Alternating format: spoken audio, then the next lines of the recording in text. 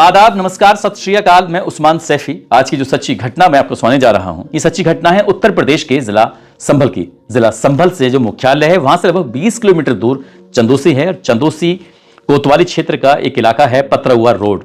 पतरहुआ road पर ही ईदगाह लगता है। ईदगाह के पास में ही कुछ गंदा सा नाला सा है, बड़ा सा एरिया है, वहां पर गंदगी सी पड़ी हुई है, पानी बह रहा है। 15 दिसंबर 2025 की सुबह लगभग 9 बजे के आसपास का वक्त हो रहा था।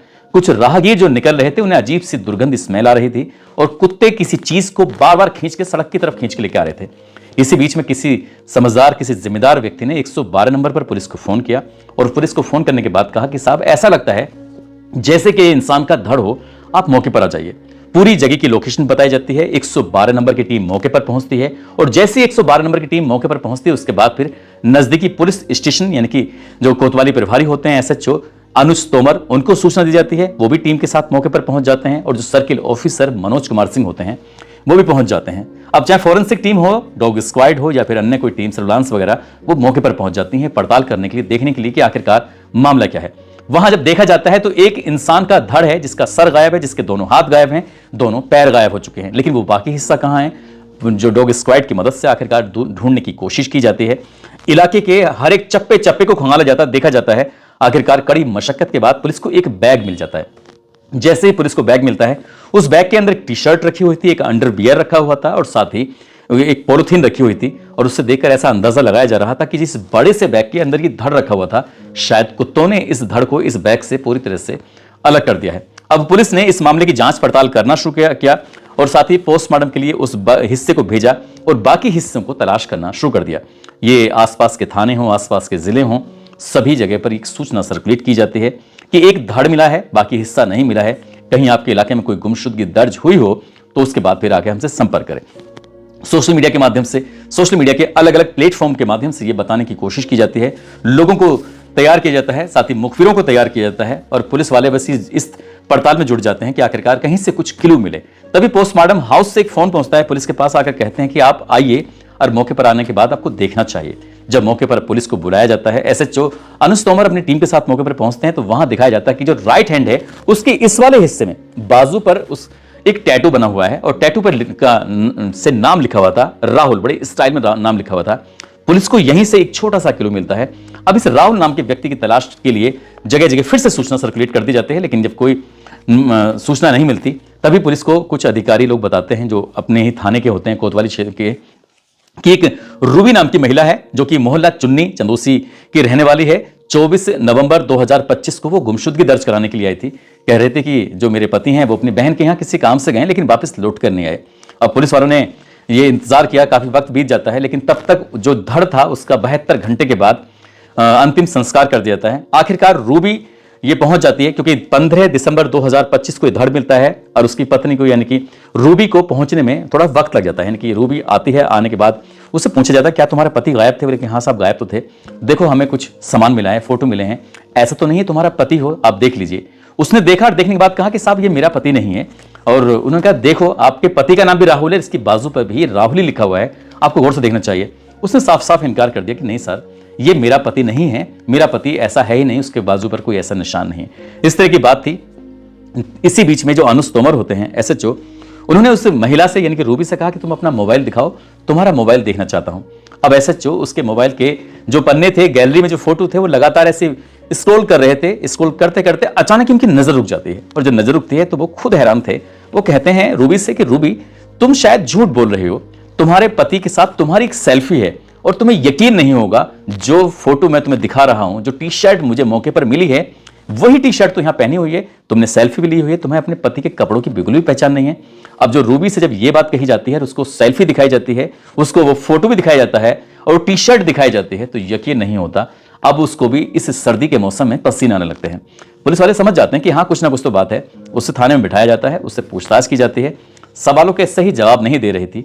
इसी बीच में जो उसका नंबर था उसको सर्विलांस पे लगाया जाता है, उसकी सीडीआर मंगाई जाती है और साथ ही जो उसका पति यानी कि राहुल है उसका भी नंबर मांगा जाता है, क्योंकि उसका नंबर भी मोबाइल था वो बंद था, उसकी भी सीडीआर निकलवाई जाती है। अब यहां से बस अगला खेल शुरू होता है और पता चलता है कि जो ये पत्नी है रूबी जिसका नाम है, वो कई लोगों से बातचीत करती है, घंटों घंटों बहुत बहुत देर बहुत सारी बातें करती है जब तक उसका मन करता है। पति को शायद इस बात का कहीं इल्म नहीं था, पति तो बिजनेस व्यापार में लगा हुआ है, पत्नी है जो रातों को मौका मिलता है तब बात करती है। ऐसे ही जब सीडीआर निकल में आ जाती है तो 4 लड़कों के वो संपर्क में थी और 4 में से एक लड़का ऐसा होता है जिसने लगभग 1 महीने में 1111 बार उसको कॉल किया था। 1111 बार जो बात होती है उसका नाम गौरव होता है। अब उससे भी पूछताछ की जाती है और जो बाकी 3 लड़के होते हैं उनसे पूछताछ की जाती है, उनके भी नंबरों की लोकेशन निकलवाई जाती है, सीडीआर निकलवा जाती है। तो पता चलता है कि जो गौरव है, गौरव और रूबी जहां जहां जाते हैं वहीं वहीं तक उनकी दोनों की लोकेशन पाई जाती है। बाकी 3 जो उसके बॉयफ्रेंड हैं उनसे कोई फिलहाल लेना देना नहीं था, लेकिन पुलिस ने गौरव को जब हिरासत में लिया है उससे जो पूछताछ करना शुरू किया है वो भी अनाप शनाप जवाब देना शुरू कर देता है। यानी कि पुलिस को पूरा यकीन हो चला था कि यहीं पर ही कुछ ना कुछ बात है। उनसे पूरी कहानी जानी जाती है। जब पुलिस अपने तरीके से बातचीत करती है तब कहानी सामने आ जाती है।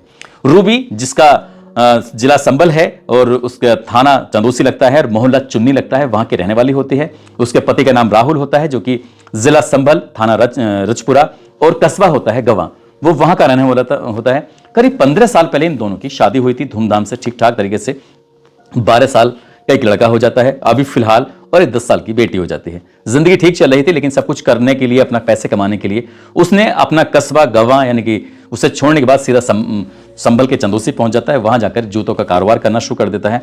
और इसी बीच में ये पता चलता है कि जो इसकी पत्नी है, उसकी पत्नी बहुत सारे लोगों से बातचीत करती है। जब पत्नी से पूछा जाता है, अलग अलग लोगों से अलग अलग टाइम में बातचीत करती है, खूब सारी बातचीत करती है। पति जब नहीं होता है तो कोई भी घर पे आ जाता है, यानी कि उसे अलग अलग लोगों के साथ रहना, वक्त बिताना बहुत ज्यादा पसंद है।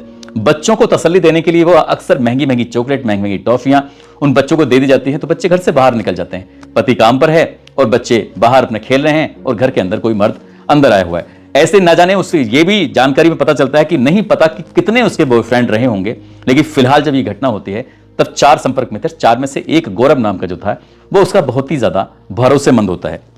अब इसी तरकीब से 18 नवंबर 2025 की बात है, जब उसका पति कहता है कि मुझे किसी काम से बाहर जाना है, तो पति जाकर कमरे में आराम से छिप जाता है। इसी बीच में जब रात होती है तो वो अपने प्रेमी गौरव से कहती है, गौरव आज मैं बिल्कुल अकेली हूं और तुम घर पे आ जाओ। गौरव को ही चांस मिलता है। उन 4 बॉयफ्रेंड में से गौरव रात को आराम से आ जाता है। रात के जैसे 11 बज जाते हैं या उससे थोड़ा सा ज्यादा वक्त हो रहा था, तो इसी बीच में मौका पाते ही वो जो उसका पति अपने कमरे में छिपा हुआ है तुरंत ही ऊपर वाले कमरे में पहुंच जाता है। वहां जाकर देखता है गौरव और उसकी पत्नी रूबी आपत्तिजनक स्थिति में है। बहुत गुस्सा आता है। गुस्सा आने के बाद वो चीखने लगता है, चिल्लाने लगता है। जब वो चीख रहा था, चिल्ला रहा था, उसने कहा कि दिन निकलने दो, उसके बाद मैं बताऊंगा कि तुम्हारे तो इलाका है, तुम्हारा ही तो मायका है, तुम्हारे ही लोग हैं। जब तुम्हारे लोगों के सामने तुम बिल्कुल नंगी होके और सड़क पर तुम्हारे में चोटी पड़कर ऐसे घुमाऊंगा, तब देखना तुम्हारी कितनी बदनामी होगी, तुम्हारे माँ बाप की कितनी बदनामी होगी, तुम्हारे भाइयों की कितनी बदनामी होगी। इस तरह की बातें थी। जब ये बात पता चलती है तो उसके बाद फिर वो पत्नी डरने लगती है, घबराने लगती है, हाथ पैर जोड़ती, कहती है कि जो गलती हुई इसे माफ कर दो। वो लड़का भी, गौरव भी माफी मांगता है, लेकिन पति कहता है कि नहीं, अब तुम्हें माफी नहीं मिलेगी। इसी बीच में पत्नी को मौका मिलता है और एक हथौड़ा उठा लेती है, वो हथौड़ा जिससे शायद कोई चीज ठोकी जाती है।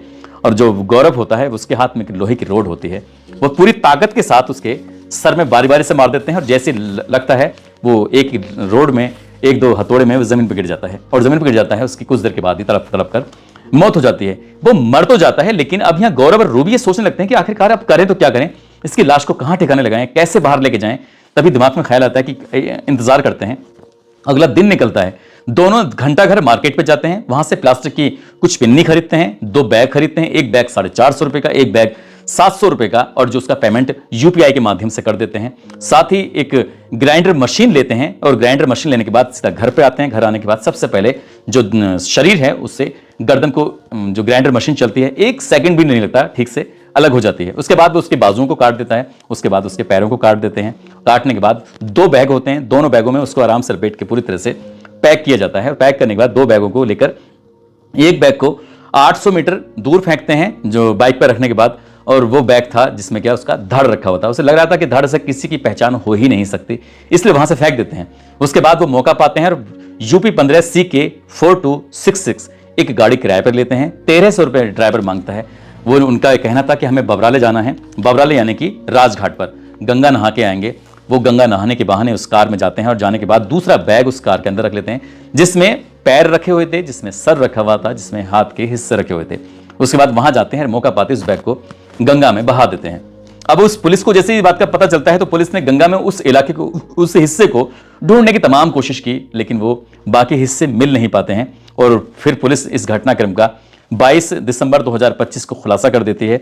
6 हिस्से किए थे उसने अपने पति का अपने प्रेमी के साथ मिलकर, और 4 बॉयफ्रेंड में से एक बॉयफ्रेंड का जो सबसे ज्यादा भरोसेमंद था उसको बुलाया था उस रात।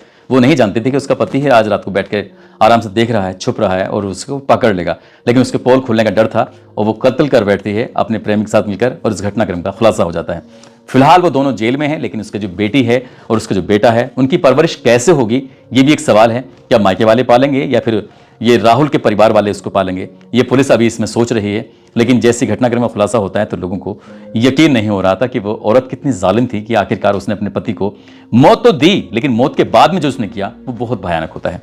दोस्तों, इस पूरे घटनाक्रम को सुनाने का उद्देश्य किसी को परेशान करना नहीं है, किसी का दिल दुखाना नहीं है, बल्कि आपको जागरूक करना है, आपको सचेत करना है। जिस तरह से रूबी के पिछले कई सालों से बताए जाते हैं कि उसे खुद भी गिनती याद नहीं कि उसके कितने बॉयफ्रेंड हैं।